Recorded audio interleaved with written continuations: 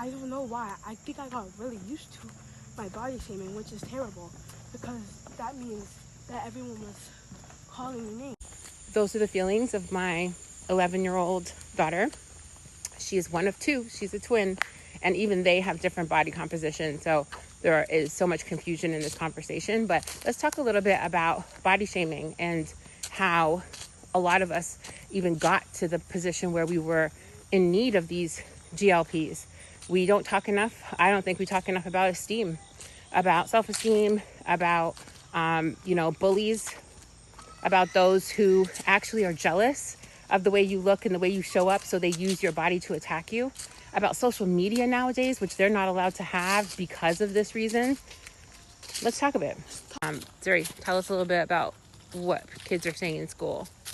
It really hurts my feelings when people fat shame me, and the kids are saying to me, like, oh my god, you're so fat, oh my god, you're overweight, and they're like roasting me by like saying you're so fat that when you go in the elevator it goes all the way down, and it's just a lot of negativity.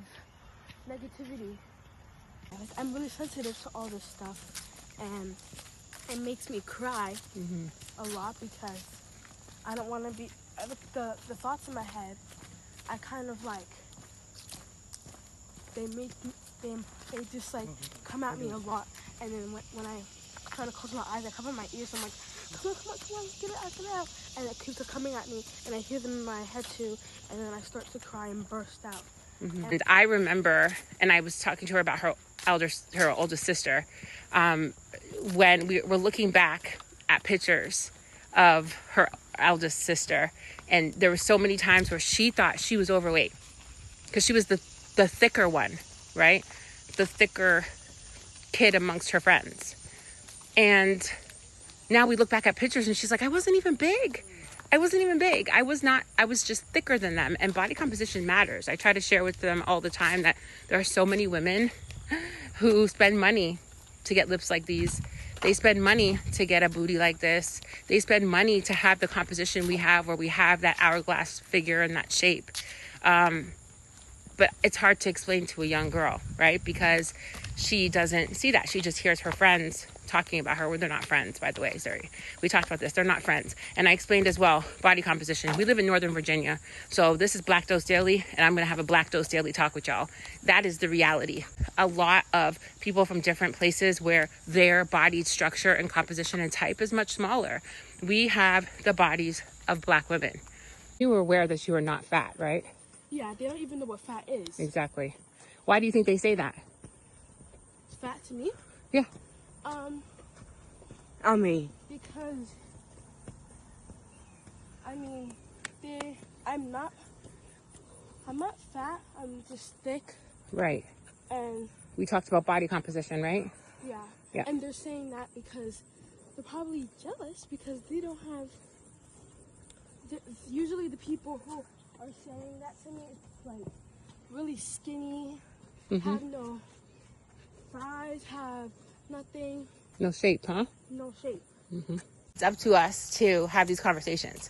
And that's why my conversation with her is not only about the eating right and walking and taking care of herself, right? And taking care of themselves. I have 4 children. It's not just about that. It's about the fact that she's not fat.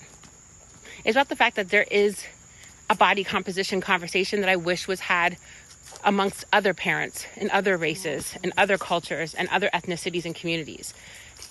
Teach your children that everybody's different. We are all shaped differently. And the Black woman's body is the Black woman's body. It is one that is now a beauty aesthetic. It's now people seek this from all over the world. But let me tell you, that was not the case.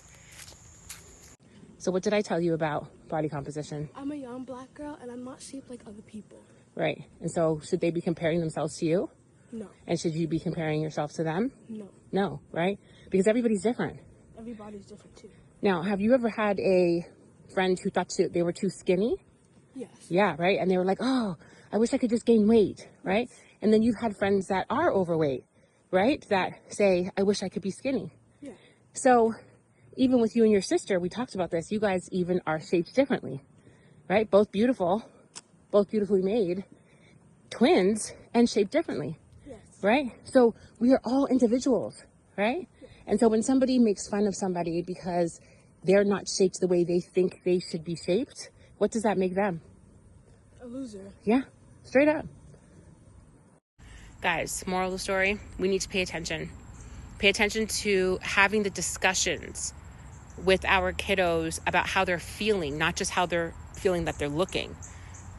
We had a lot more of these conversations myself in my household because myself, hubby, and my eldest daughter, who is 22, have discovered and are working well with GLPs and PEPs. And so we have worked on body comp. We are completely renewed people, and the kiddos are seeing it. And I had a wider shot of my daughter, so you can see that the people that are calling her fat are delusional.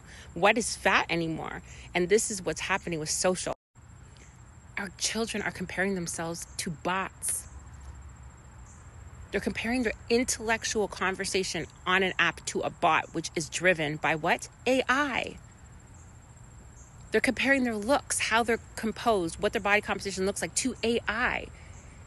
Even these new groups that are coming out, all of these new pop groups that are derived. Remember, a pop group used to be girlfriends who used to hang out, who used to practice in the garage, and then like form a dance team at school and then do the talent show, and then they grew up together. That's no longer. Bands and all of these groups are being formulated by production companies who take a look at them and they pick them out according to race and size, not talent. Like, that's not happening anymore. As we raise them, as we bring them up in this world, we need to share with them that people are going to have their own ideas and that they are beautiful regardless. And now that I look back on my childhood and the things that made me feel insecure about my weight, I look back, and again, I was never a fat kid. I was always told I was bigger. And even though I wasn't fat, meaning people weren't saying, oh my goodness, like, you know, you're so overweight, but I was big, so much bigger than my other friends, especially coming up in Toronto, Ontario, like in Canada. I mean, we were surrounded by people who were not black, right? We were 2% of the population back then. I'm talking about the 80s in Canada, 80s in Toronto. Please, any Canadians chime in. We were the only ones at schools filled with 500 children, and there was 50 of us, max. And I've always lived in this environment. Here in Northern Virginia is the same thing. So with all due respect, please start talking to your kids about their ethnicity. The we don't see color shit is dead. Please leave it alone. If you don't see color, you have a problem. It's called color blindness, and it's actually not the best way to live life. You want to see the vibrant colors of the world. Please understand, this is a message from Black Dose Daily to the rest of the community. One of my mandates is to make sure that people feel comfortable on here, and I want you to know that these are the types of comfortable conversations that I like to have. That's the reality. Make sure that your children know that they're different, differently made, all in love, and all beautiful. Have a great day.